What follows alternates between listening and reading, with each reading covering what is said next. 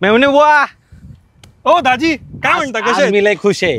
अहो तुम्ही सोडा, माझी बहीण खुश आहे ना. बहीण तर तुमची बस, खुश ते असते. महत्वाचं आहे. माहितीये का, अहो मी बिझनेस साठी ऑइलरचा EV 1000 घेतलाय, टर्बो EV 1000. काय बात कर, टर्बो म्हणजे काय, डिझेल गाडी आहे का? अरे डिझेल नाही, डिझेलच्या खर्चामध्ये EV आहे. 1 रुपयामध्ये 1 किलोमीटर चालते. काय बात करता, मग परफॉर्मन्स कसा आहे गाडीचा? भाई 19.2 किलोमीटरची याच्यामध्ये बॅटरी दिली, जी 30 किलोमीटरची आणि 140 NM टॉर्क जनरेट करते, जे सेगमेंट सगळ्यात जास्त आहे. मेवणे बुवा, एवढेच नाही, 1 टनची पेलोड कॅपॅसिटी आहे, जी सेगमेंट मध्ये सगळ्यात जास्त आहे.